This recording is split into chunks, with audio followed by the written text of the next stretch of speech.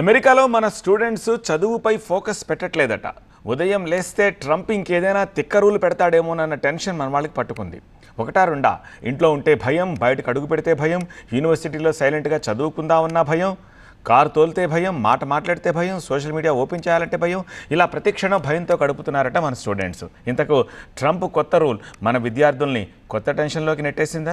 అమెరికాలో Indian students target గా మరో కొత్త ఒప్పందం ట్రంప్ సర్కార్ తెరపైకి తెచ్చింది. కొన్ని యూనివర్సిటీలు US immigration and customs enforcement ఐసీఈతో 287G కింద కొన్ని ఒప్పందాలు కుదుర్చుకున్నాయి. దీని ద్వారా స్థానిక పోలీస్ శాఖలు ఇమిగ్రేషన్ చట్టాల అమలులో ఫెడరల్ అధికారులతో కలిసి పనిచేస్తాయి. ఈ ఒప్పందాల ప్రకారం విశ్వవిద్యాలయ పోలీసులు అనుమానాస్పద వ్యక్తులను ప్రశ్నించి వారి ఇమిగ్రేషన్ స్థితిని ధృవీకరించే అధికారం కలిగి ఉంటారు. అవసరమనుకుంటే విచారించే రైట్స్ పోలీసులకు ఉంటుంది. అయితే ఇమిగ్రేషన్ చట్టాలను అమలు చేసే ప్రాథమిక బాధ్యత ఫెడరల్ ఏజెన్సీలది. ఇప్పుడు దీనిపై పెద్ద ఎత్తున దుమారం రేగుతోంది అమెరికాలో.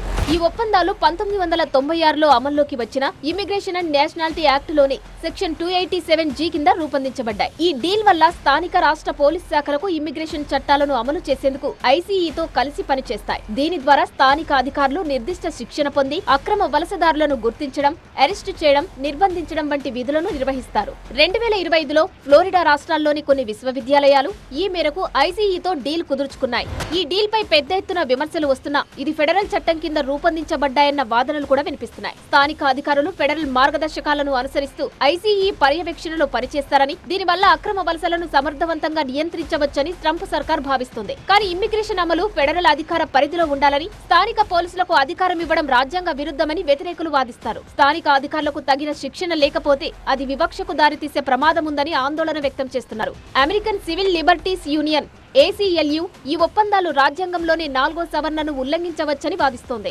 గతంలో 287G ఒప్పందాలపై న్యాయస్థానాల్లో సవాళ్లు ఎదురయ్యాయి. కొన్ని కేసుల్లో స్థానిక అధికారులు జాతి ఆధారంగా వివక్ష చూపారనే ఆరోపణలతో ఈ ఒప్పందాలను తాత్కాలికంగా నిలిపివేశారు. 2025లో విదేశీ విద్యార్థులు తమ వీసాల రద్దుపై స్టాన్ఫోర్డ్, హార్వర్డ్ వంటి విశ్వవిద్యాలయాల్లో న్యాయస్థానాలను ఆశ్రయించారు.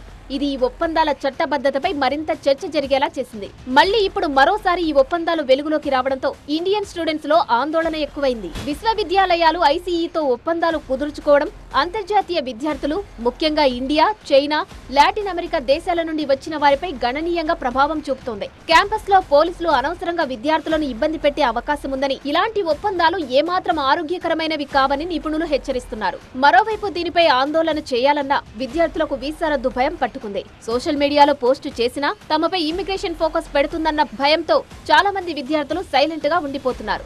గతంలో హమాస్, ఇజ్రాయెల్ యుద్ధానికి సంబంధించిన నిరసనలలో పాల్గొన్న విద్యార్థులను అమెరికా బహిష్కరించింది. అయితే ఈ ఒప్పందాలకు వ్యతిరేకంగా కొన్ని విశ్వవిద్యాలయాలు విద్యార్థులకు న్యాయ సహాయం అందించేందుకు ముందుకు వస్తున్నాయి. అయితే ఒప్పందాలలో పాల్గొన్న సంస్థలు తమ నిర్ణయాన్ని రాష్ట్ర ఆదేశాలకు అనుగుణంగా సమర్థిస్తున్నాయి. విశ్వవిద్యాలయాలు విద్య, పరిశోధనలపై దృష్టి పెట్టాలి, కానీ ఇమ్మిగ్రేషన్ అమలులో పాల్గొనడం ఏంటన్న వాదనలు విద్యావేత్తల నుంచి వస్తున్నాయి. ఇప్పటికే విదేశీ విద్యార్థులపై పూటకో ఆంక్షతో ట్రంప్ సర్కార్ కొరడా జలిపిస్తోంది. ఇప్పుడు 287G లాంటి చట్టాలను తెరపైకి తీసుకొచ్చి ఫారిన్ స్టూడెంట్స్ ను మరింత ఇబ్బంది పెట్టాలని ట్రంప్ వ్యూహంగా కనిపిస్తోంది.